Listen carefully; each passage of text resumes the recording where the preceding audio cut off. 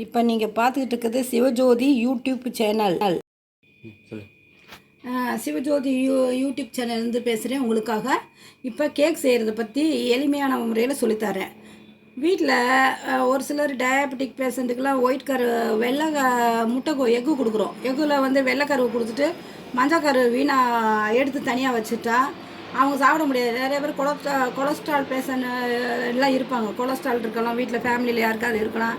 அப்போ அவங்க மஞ்சக்கருவை அவாய்ட் பண்ணுறதுனால அதை எடுத்து வச்சு எப்படி நம்ம கேக் செய்ய போகிறோங்கிறத நான் இந்த வீடியோவில் காட்ட போகிறேன். இப்போ வந்து அதுக்கு தேவையான கேக் செய்ய தேவையான பொருட்கள் வந்து முட்டையோட மஞ்சள் கரு, இது வந்து சர்க்கரை, இது வந்து வெண்ணெய் தடவின இதில் தான் நம்ம கேக் செய்ய போகிறோம். அப்ளை பண்ணி வைக்கிறதுக்காக வெண்ணெய் போட்டு வச்சுருக்கேன். வாழைப்பழம் இருந்துச்சுன்னா கூட ஒரு 2-3 வாழைப்பழம் போட்டுக்கலாம். கொஞ்சம் தண்ணி, இது ஏலக்காய், பேக்கிங் பவுடர், உப்பு. அவன் இல்லாதவங்க இட்லி குக்கர்லேயே வச்சு செய்யலாம். எளிமையான முறையில் செய்கிறதுக்கு நான் சொல்கிறேன். பார்க்குறீங்களா? இது வந்து அதான் வெண்ணெய் இல்லாமல் நாங்கள் நெய் போட்டிருக்கோம், சும்மா ஒட்டாமல் இருக்கணுங்கிறதுக்காக. அவனில் வச்சு செய்கிறதுக்காக மைதா மாவு கேக் செய்கிறதுக்கு மைதா மாவு, சர்க்கரை, உப்பு ஒரு டேபிள் ஸ்பூனு, ஆயில் வேணும், ஆயிலும் ஊற்றணும். ஆயிலு, தண்ணி, அதை மெஷர்மெண்ட்டெல்லாம் நான் சொல்கிறேன், எவ்வளோன்னு சொல்கிறேன். இப்போ வாழைப்பழம் உரிச்சிட்டு நான் ஃப்ரிட்ஜில் வச்சுருக்கனால இப்படி இது கலர் இதாக இருக்குது. ஒரு 5 வாழைப்பழம் எடுத்துக்கோங்க. 5 வாழைப்பழத்தை போட்டு இப்போ மிக்சியில் அடிக்க போகிறேன். ஒரு நல்ல மசிலி அடிக்க போகிறேன். போட்டால் ஃப்ரிட்ஜில் வச்சதுனால கலர் இப்படி இருக்குது பாருங்கள். வாழைப்பழம் இப்போ மிக்சி ஆன் பண்ணிவிட்டு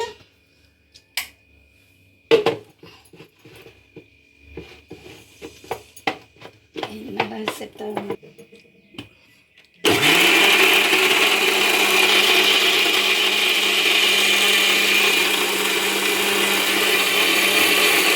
அரைச்சாச்சு. பனானாவை அரைச்சி வச்சுருக்கு. இது பனானா, இதை அரைச்சி இதில் எடுத்து இந்த பவுலில் ஊற்றிக்கணும். அப்புறம் சுகர், அடுத்து சர்க்கரையை அடிக்கணுமா. இப்போ முட்டையும் அடுத்து பனானாவை அடித்து வச்சு இப்போ பவுலில் ஒரு இதில் போட்டுக்கணும், கலந்து எல்லாத்தையும் மிக்ஸ் பண்ணணும். அடுத்து முட்டையும் சர்க்கரையும் அடிக்கணும். இது கொஞ்சம் முட்டை,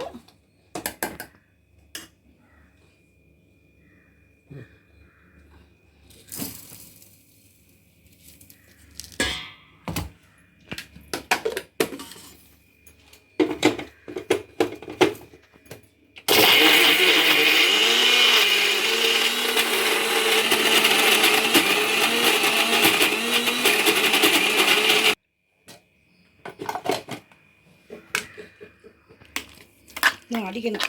கொஞ்சம் ஃப்ரிட்ஜில் வச்சுருக்கனால எல்லோ கரு வந்து கொஞ்சம் டைட்டாக கெட்டியாக இருக்குது.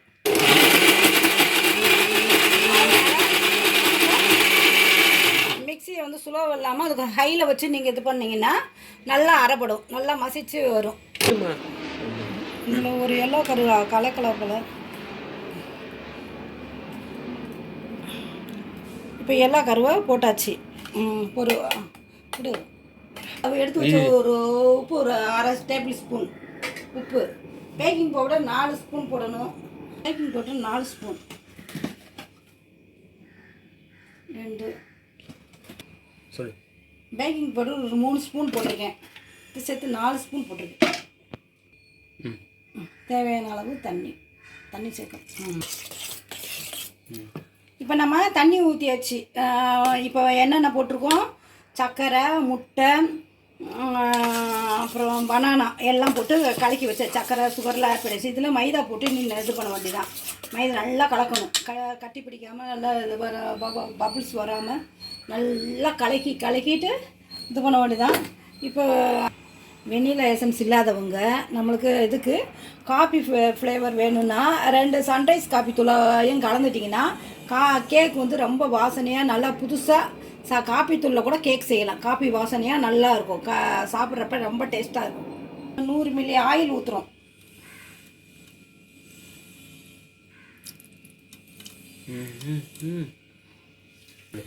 இதில் வந்து இப்போ ஒரு 100 கிராம் வந்து மில்லி ஆயில் கலந்துருக்கு.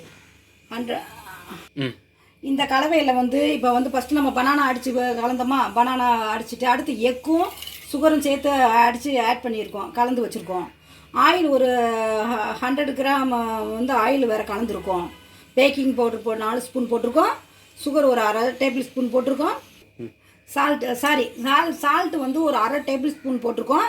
நம்ம ஃப்ளேவருக்கு வெனிலா எசன்ஸ் இல்லாதனால சன்ரைஸ் காபி தூள் போட்டோம்னா காஃபியோட மனமாக நல்லா கேக் வந்து நல்லா வாசனையாக ஃப்ளேவராக நல்லாயிருக்கும். இது வந்து இப்போ காப்பி தூள் கலக்க போகிறோம்.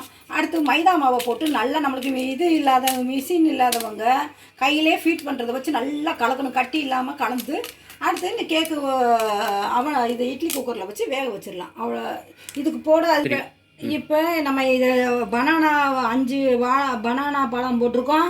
முட்டை ஒரு எக்கு வந்து ஒரு 10 எக்கு போட்டிருக்கோம். 100 கிராம் வந்து ஆயில் போட்டிருக்கோம். சன்ரைஸ் ஒன்று போட்டிருக்கோம். இப்போ பேக்கிங் சோடா எல்லாம் கலந்தாச்சு. இப்போ வந்து நம்ம இந்த பொருளுக்கு தேவையான அளவு நம்ம மைதாவை இதோட ஆட் பண்ணுறோம். சுகரும் சேர்த்தாச்சு. சுகருக்கு தேவையான அளவு சுகர் ஒரு 400 கிராம் 400 கிராம் சேர்த்துருக்கு. மாவு வந்து ஒரு 1/2 கேஜி 1/2 கிலோ சேர்க்க போகிறோம். இதில் சேர்த்து ஆட் பண்ண போகிறோம். போட்டு நல்லா கலக்க போகிறோம். கலக்கிட்டு ஏலக்காய் காட்டம் நல்லா பவுடர் பண்ணி நல்லா இடித்து போட்டு கேசர் நட்டு கிஸ்மிஸ் பழம் எல்லாத்தையும் போட்டு நல்லா இது பண்ணிவிட்டு இட்லி குக்கரில் வச்சு எத்தனை பண்ணு இப்போ மைதா மாவு 1/2 கேஜி இதில் கலக்க போகிறோம்.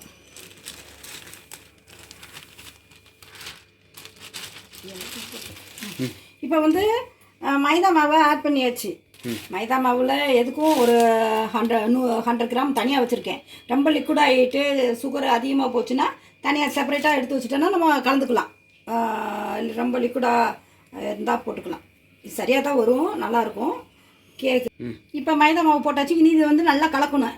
எக்கு சுகர் எல்லாமே நல்லா ஈவனாக எல்லா இடத்துலையும் ஸ்ப்ரெட் ஆகிற வரைக்கும் நல்லா கொஞ்சம் நேரம் கஷ்டமாக இருக்கும். நல்லா கைவிட்டு கைவிடாமல் கலக்கிட்டே இருக்கணும்.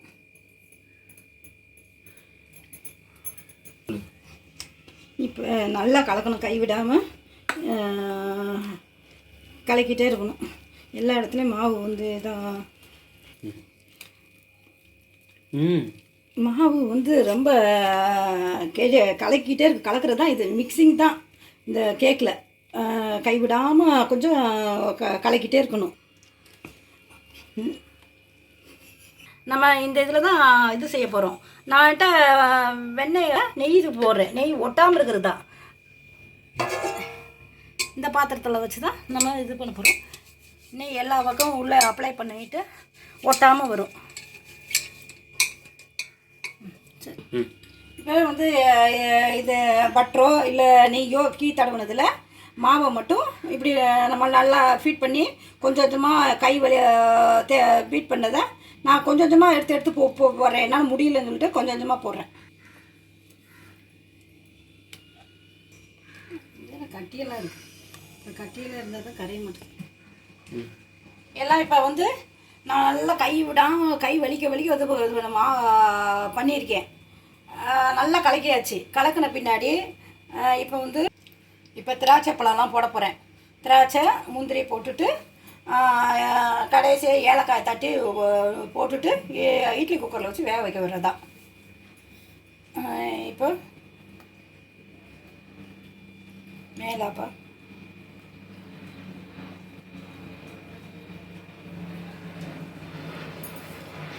இப்போ வந்து மாவுலேயே ஃபஸ்ட்டு மிக்ஸ் பண்ணாமல் சும்மா மேலாப்பில் போடுற வாசனைக்கு ஒரு 5 ஏலக்காய் தட்டி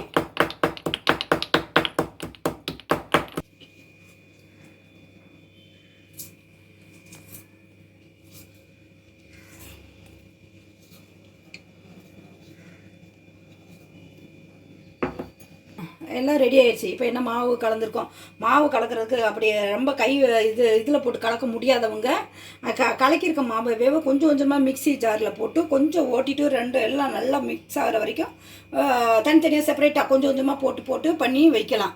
வச்சுட்டு அதுக்குள்ளே கேஷ்யூ நட்டு காடமெல்லாம் போட்டு முடித்த பிறகு இப்போ வந்து குக்கரில் வைக்க நம்மளுக்கு மைக்ரோ அவன் இல்லாதவங்க இட்லி பாத்திரத்தில் வச்சு வேக வைக்கணும்.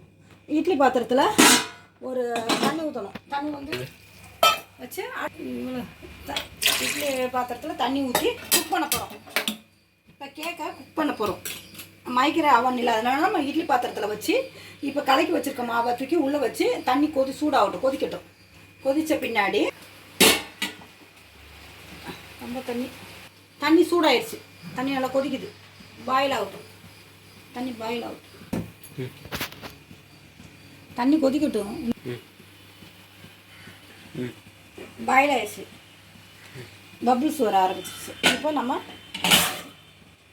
இப்போ வேக வைக்க போகிறோம். இப்போ நம்ம வேக வைக்க போகிறோம்.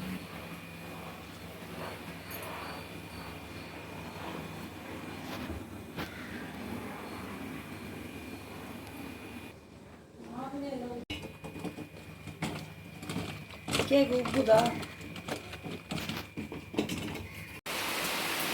நாங்கள் சொல்லுவா. இப்போ வந்து கேக் ரெடி ஆயிடுச்சு. 1/2 கிலோ சக்கரை, 1/2 கிலோ மைதா, 450 கிராம் சர்க்கரை, பேக்கிங் பவுடர் எல்லாம் போட்டு இது பண்ணி 5 பனானா, 10 எக்கு எல்லாம் போட்டு கேக்கு நல்லா உப்பி வந்திருக்கு, நல்லா வெந்திருக்கு. இப்போ நம்ம பாருங்கள், பாயில் பண்ண இட்லி குக்கர் சட்டியில் தான் வச்சுருக்கோம். நம்ம விட்டு சின்னக்காரியை விட்டு பார்த்தோம்னா ஒட்டாமல் வருது. ஒட்டுது, கொஞ்சம் ஒட்டுது. இப்போ கேக் வந்து இப்போ நம்ம விட்டப்போ ஒட்டாமல் தான் வந்திருக்கு. இருந்தாலும் இன்னும் கொஞ்சம் உப்பி வரணும். கேக்கு நல்லா உப்பி மேலே வரைக்கும் வரணும். அது வரைக்கும் அதுக்காக பழையபடி தண்ணி வத்திருச்சோ என்னன்றதுக்காக செக் பண்ணோம். அதனால் பழையபடி கொஞ்சம் தண்ணி கொதித்த பிறகு ஒரு சிம்மில் இப்போ வந்து ஒரு 1/2 hour ஆயிருக்கு. சிம்மில் தான் குக்கர் வெந்தது கேக்கு. ஒரு தண்ணி பார்ப்போம். இப்போ கேக்கு எப்படி வெந்திருக்கான்னு பார்ப்போம். ஒரு சிம்மிலே வெந்தது. இப்போ பாருங்கள், கேக் வெடிச்சிருக்கு. இப்போ வந்து நம்ம தண்ணியில் வச்சு தொட்டு பார்ப்போம். இன்னும் கொஞ்சம் ஒட்டுது. இன்னும் கொஞ்சம் வேகணும். கேக் நல்லா வெடித்து வந்திருக்கு. இன்னும் ஒரு 15 minutesல நல்லா வெந்திருக்கனால எடுத்து பிளேட்டுக்கு மாற்றி சாப்பிடலாம். கொஞ்சம் சூடான பிறகு நம்ம வச்சு சாப்பிட்டுக்கலாம். இது விழா காலத்தில், பண்டிகை காலத்தில் எல்லாம் செஞ்சலாம். நல்லா சாஃப்டாக இருக்குது. கேக் நல்லா வந்திருக்கு. நீங்களும் செஞ்சு பாருங்கள். இந்த யூடியூப் சேனல் பார்த்ததுக்கு நன்றி.